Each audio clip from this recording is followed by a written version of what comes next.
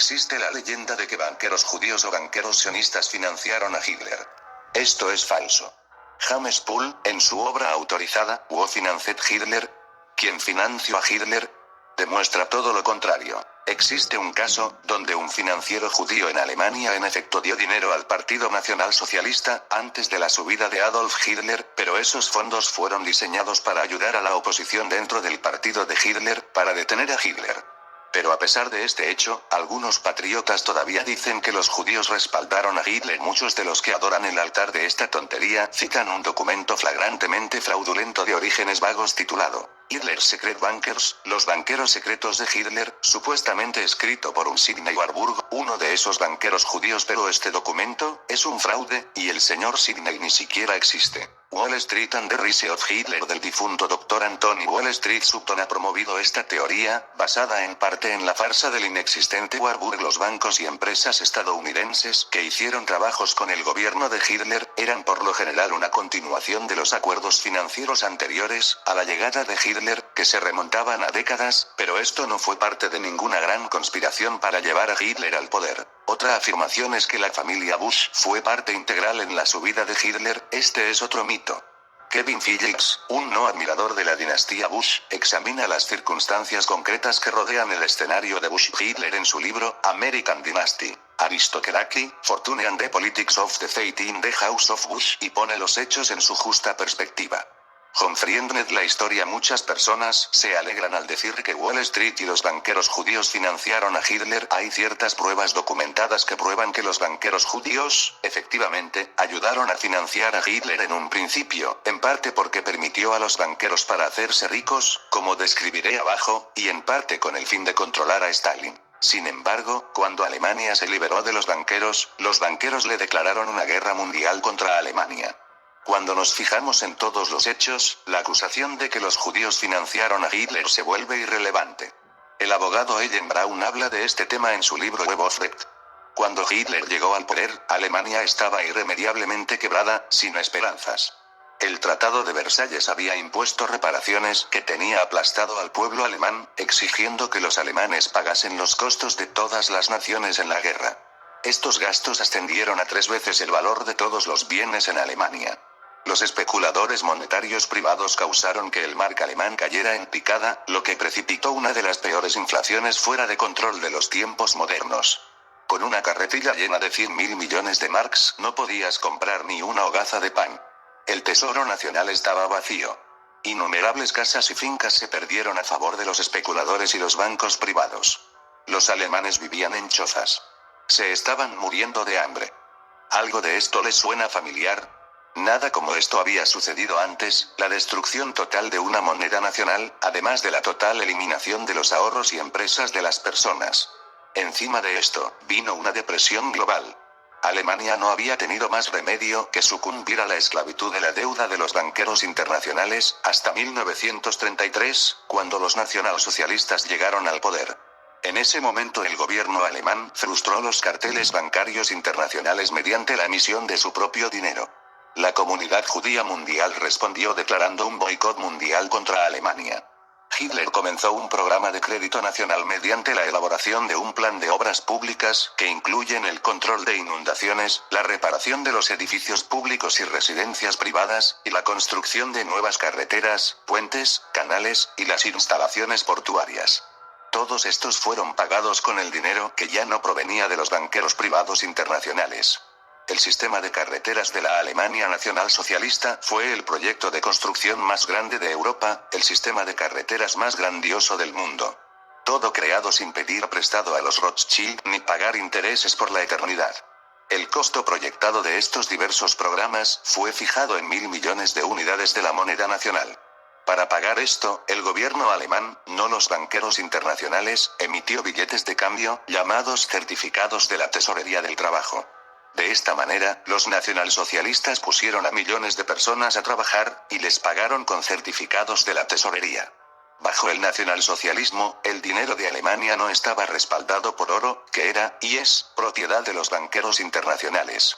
Era esencialmente un recibo para mano de obra y de materiales entregados al gobierno. Hitler dijo: Por cada mark emitido, se requiere el equivalente al valor de un mark de trabajo realizado o de bienes producidos. El gobierno pagó a los trabajadores en certificados. Los trabajadores gastaron aquellos certificados en otros bienes y servicios, por ende creando así más puestos de trabajo para más personas. De esta manera el pueblo alemán logró salir de la aplastante deuda impuesta por los banqueros internacionales. En 2 años, el problema del desempleo se había resuelto, y Alemania estaba de nuevo en pie. Tenía una moneda sólida, estable, sin deudas y sin inflación, en un momento en que millones de personas en los Estados Unidos y otros países occidentales, controlado por los banqueros internacionales, seguían sin trabajo. En 5 años, Alemania pasó de la nación más pobre de Europa a la rica y próspera. Libres de la esclavitud de la deuda de los carteles banqueros como los Rothschild, Alemania fue capaz de enfocarse en la familia, agricultura y su fe cristiana.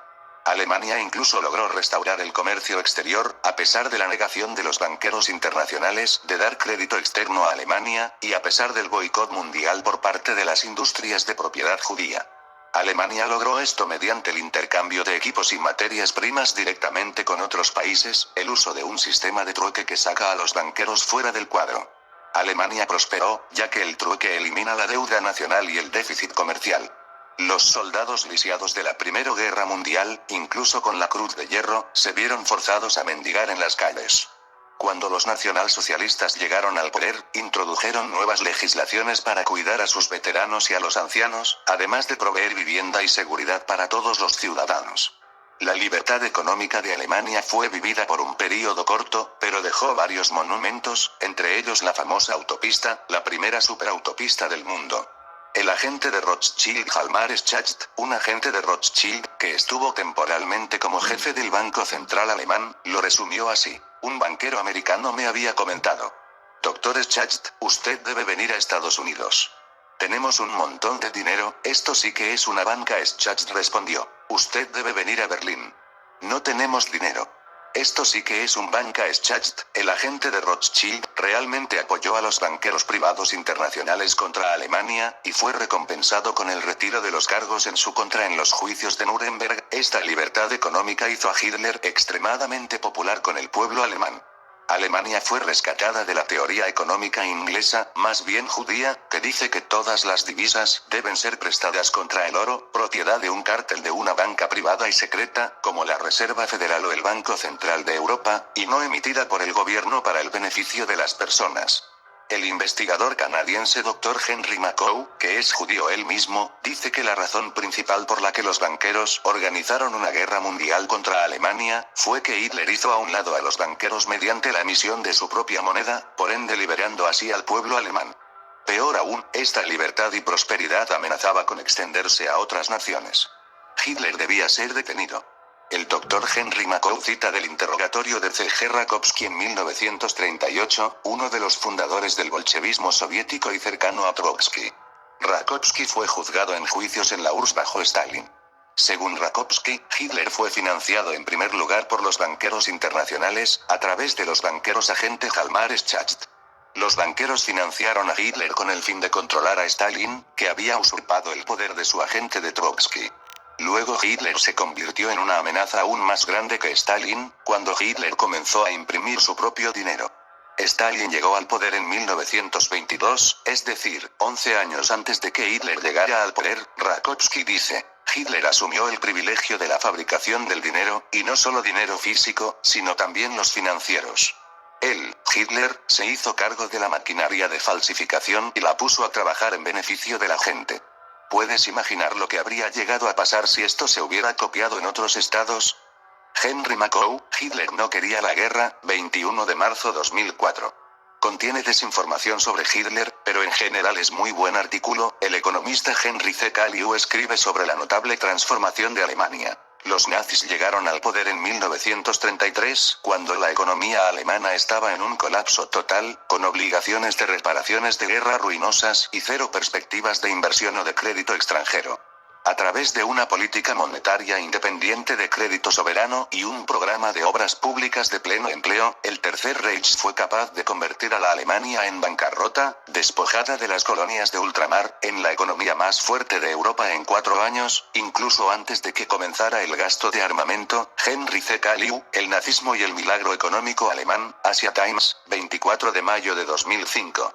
En Billions for the Bankers, Debts for the People, 1984, Sheldon Henry comentó: Alemania emitió dinero libre de deuda y sin intereses a partir de 1935 en adelante, que representa el increíble resurgimiento de Alemania de la depresión a una potencia mundial en 5 años. El gobierno alemán financió sus operaciones enteras 1935-1945 sin oro y sin deuda.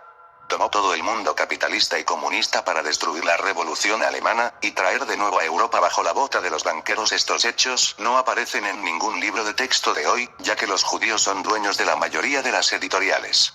Lo que sí aparece es la inflación galopante y desastrosa sufrida en 1923 en la República de Weimar, que gobernó Alemania desde 1919 hasta 1933. Libros de texto actuales utilizan esta inflación para torcer la verdad en reversa. Citan la devaluación radical del mark alemán como ejemplo de desastroso que sería si los gobiernos imprimen su propio dinero, en lugar de pedir prestado a los cárteles privados. En realidad, la crisis financiera de la República de Weimar comenzó con los pagos de las imposibles reparaciones impuestas por el Tratado de Versalles. Hjalmar Schacht, el agente de Rothschild, que fue comisionado de divisas para la República, se opuso a dejar al gobierno alemán la emisión de su propio dinero. El Tratado de Versalles es un modelo de medidas ingeniosas para la destrucción económica de Alemania.